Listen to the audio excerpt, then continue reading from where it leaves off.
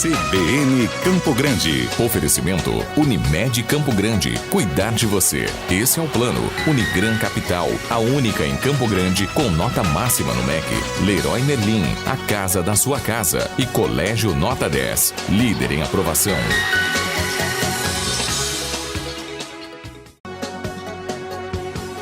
Conforme nós anunciamos, estamos recebendo nos estúdios da CBN a senadora da República, Simone Tebet. Senadora, obrigado por aceitar o convite de falar conosco. Bom dia. Bom dia, Otávio, bom dia, Isabelle, bom dia, Juscinei. Cumprimentar também o Estevão, que é o presidente aqui do grupo CBN. É um prazer sempre poder estar aqui e conversar com a nossa querida população de Campo Grande e todo o estado. Senadora, na semana que passou, na semana retrasada, durante a eleição lá no Senado, nós aqui em Campo Grande acompanhamos de perto todo aquele processo. A CBN transmitiu ao vivo tudo aquilo. É a primeira vez, é a primeira oportunidade que a senhora tem, inclusive, de vir a Campo Grande e falar com a imprensa, de modo geral. Eu gostaria de saber como é que a senhora saiu de todo aquele processo. Apesar de eu ter conversado com a senhora pelo telefone, mas a senhora saiu machucada, saiu fortalecida. Como é que a senhora sai do Senado, é claro, agora sendo nomeada para presidente da Comissão de Constituição e Justiça? Qual o sentimento de todo esse processo? Eu acho que aquelas lágrimas que eu fiquei um pouco envergonhadas, que apareciam até no Jornal Nacional, representam o meu sentimento, acho que o sentimento do povo brasileiro. Foi um alívio. Eu senti um alívio, uma sensação de bem-estar tão grande por ter cumprido uma missão em nome da população. Porque diferente do impeachment, que tinha um pouco de divisão, 30% não queria ou 20% não queria, praticamente havia uma unanimidade em relação à presidência do Senado. No sentido da população querer alternância de poder, querer renovação, querer uma outra forma de fazer política. E ter podido participar de forma tão direta, sendo decisiva para montar a estratégia, porque a gente dormiu de um jeito e acordou de outro, né? A gente dormiu numa posição, de repente, com a decisão do ministro Toffoli de que a votação era secreta, falamos, nossa, pronto. Essa votação é a política, secreta. Né? A política é isso. E foi desgastante. Foram, assim, 15 dias, mas especificamente 3, que a gente não dormiu, não comeu. Então, a hora que aconteceu, eu cheguei a olhar no painel e falar, será que é isso mesmo? Deu certo. Então, foi um sentimento de alívio muito grande. Eu queria saber, antes da senhora concluir, é importante que eu lhe pergunte, depois daquele processo, depois da senhora, o país todo, e muitos dizer, a senhora derrotou politicamente numa disputa interna e também depois no plenário Renan Calheiros. A senhora já viu ele depois daquele processo todo? Não, faz 15 dias que ele não vai no Senado e eu não tô achando ruim, não. Ainda bem que não foi, porque assim foi um processo, infelizmente, de baixo nível, onde se rolou tudo, gente segurando livro, senador votando 2 vezes, cancelando votação, ele sem saber, sem conseguir aceitar a derrota, utilizando o Twitter para difamação, usando inclusive... Jogo baixo, né? Um jogo baixo, envolvendo a memória do meu pai, que a princípio foi colega dele, presidente do Senado. Percebe-se que ele não é colega de ninguém, né? Uma situação lamentável. Então, acho que, né, ele do lado de lá, eu do lado de cá, e vamos tocar em frente. A imprensa nacional, logo depois de todo aquele movimento, chegou a senhora mesmo para mim aqui pelo telefone e para outros veículos, dizer que poderia avaliar a permanência no MDB. Logo depois, na semana que passou, eu acompanhei a sua vinda para o Mato Grosso do Sul com o senador Tasso Gereissati, do PSDB. A senhora pensou, está pensando, fica no MDB, está avaliando convites? Como é que está essa situação? Eu recebi muitas mensagens e pedidos dos filiados do MDB do Brasil inteiro. Senadora, a senhora começou uma travessia. Agora nós estamos no meio do rio. Agora é hora da senhora ficar e ajudar a mudar o MDB. A senhora se fortaleceu muito no MDB também. Nacional, em todo o país, eu acho que teve isso. Aí eu pensei, falei, seria muita covardia eu sair do partido sem tentar, até o último suspiro, mudar o partido para que o partido possa voltar às suas origens, né?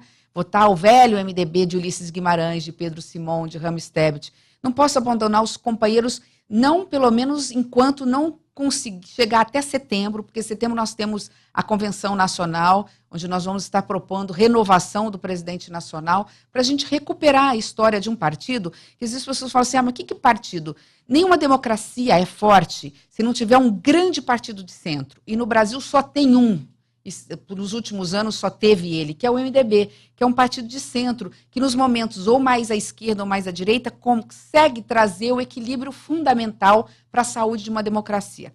Então, a princípio, eu fico esse ano, vou estar junto com os companheiros buscando renovação, formar uma ampla frente para termos programas, ideias e acabarmos com aquele partido fisiológico, toma lá da cá, do querer ministérios para votar, dos conchavos, que é um partido, que é um MDB que nunca foi assim, mas que infelizmente nos últimos 15 anos tem sido dessa forma. Por isso que hoje tão rechaçado pela opinião pública. A princípio eu fico no MDB, os senadores que nos apoiaram de outros partidos entendem o momento. Hoje eu ocupo a presidência da principal comissão do Senado Federal.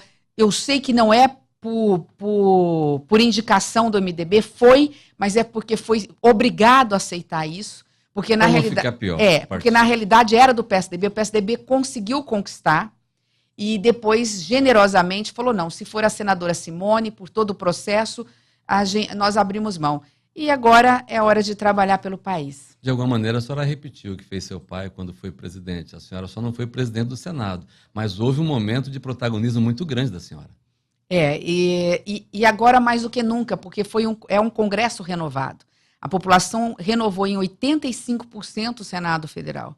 Muita gente nova chegando. E são pessoas que querem caminhar conosco num novo projeto de política. Eles vieram das urnas, das redes sociais, da comunicação. Eles sabem, eles têm uma interação com a sociedade muito forte.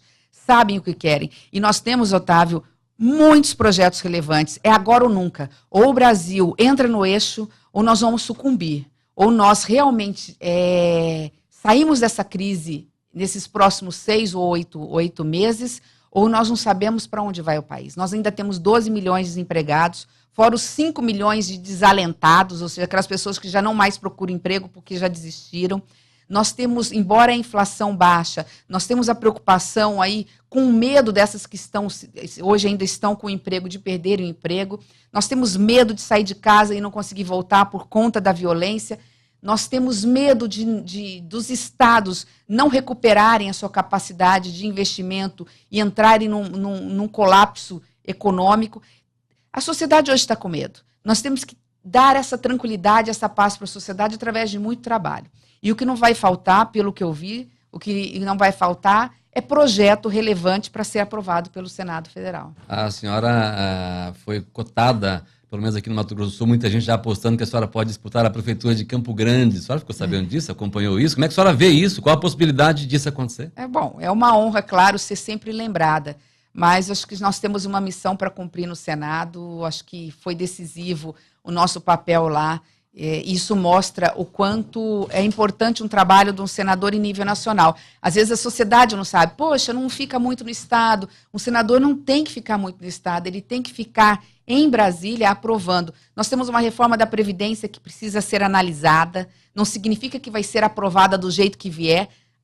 Aliás, essa semana começa a discussão. Exatamente, Otávio. Nenhum projeto relevante, polêmico, entra e sai igual. Ele entra de um jeito e sai do outro. Então, essa coisa, 65 anos para homem, 62 para mulher, não significa que vai permanecer assim. Se eu puder, eu vou trabalhar para que a diferença de aposentadoria continue sendo de 5 anos para menos para a mulher, por uma série de questões que a gente não precisa estar dizendo aqui, mas toda a sociedade compreende. Nós temos o pacote do ministro Sérgio Moro, que é um pacote de combate à violência, ao crime organizado e à corrupção, que vai entrar no Senado. Na minha comissão mesmo, o senador Lazier já entrou com requerimento convidando o ministro Sérgio Moro para estar na comissão, debatendo o assunto. Nós temos inúmeros projetos relevantes. Então, às vezes, sair de Brasília para vir cumprir uma missão em Campo Grande, com tantos valorosos homens e mulheres públicas de Campo Grande, talvez seria deixar descoberto, né, descobrir um espaço que hoje está bem encaminhado, junto com a senadora Soraya, junto com o senador Nelsinho. Nós vamos fazer uma frente ali a favor do Brasil. A senhora vai na contramão do que o MDB de Mato Grosso do Sul vive hoje. A gente tem um ex-governador que a gente não tem, nesse momento, ele não está atuando politicamente no Estado, o MDB enfraqueceu muito aqui no Estado. A senhora olha como para o MDB de Mato Grosso do Sul, senadora, parece que agora a senhora vai ter que puxar a fila, mais do que nunca. Eu acho que eu olho da mesma forma como eu olho em nível nacional. Acho que houve uma contaminação da sigla MDB por tudo que, infelizmente, ela representou nos últimos 12 ou 15 anos. Um partido fisiológico. Como é que fala? Existe um governo, estou dentro. né? E não é assim. Tanto que a bancada do MDB do Senado optou agora por uma independência a favor do país. Vamos ajudar o presidente, é nossa obrigação ajudar naquilo que for importante, mas a independência para dizer para o presidente, ó, isso nós não concordamos, isso, dessa forma nós não aceitamos, nós não votamos junto com o governo, se isso for ruim, não só para o Brasil, mas no meu caso para Mato Grosso do Sul. Então, agora é começar de cima para baixo, é reestruturar o MDB em nível nacional para podermos também, no caso aqui de Mato Grosso do Sul, eu advogo, eu prego a renovação. Acho que o MDB precisa ser dirigido por novas cabeças, talvez até por jovens, a juventude do MDB tem que entrar no processo, o MDB mulher, né, o MDB trabalhista. Nós temos muita gente boa que já aprendeu como fazer política e que pode estar no comando do partido em nível estadual também. Você chegou a conversar com o ex-governador André Pustinelli sobre isso já ou não? Não, eu estive com o ex-governador, acho que tem 10 dias, com o ex-governador tem acho que no máximo 10 dias, onde rapidamente nós estávamos discutindo outras coisas, ele quis saber também como é que foi a pressão em nível nacional, porque a pressão, chantagem e indiretas e recados duros eu tive de todos os lados. Eu, na primeira reunião da bancada, fui massacrada, quase que fiquei sozinha.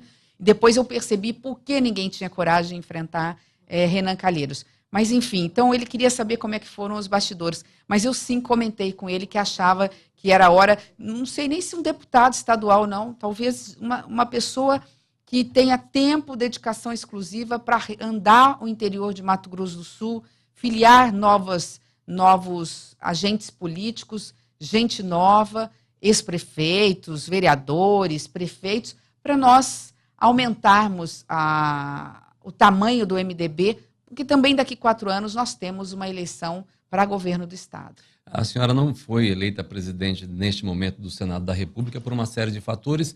Era necessário fazer as mudanças que o país desejava, mas a gente também lê, através da imprensa nacional, que a senhora pode ser, sim, a próxima presidente do Senado da República. Vai trabalhar para isso?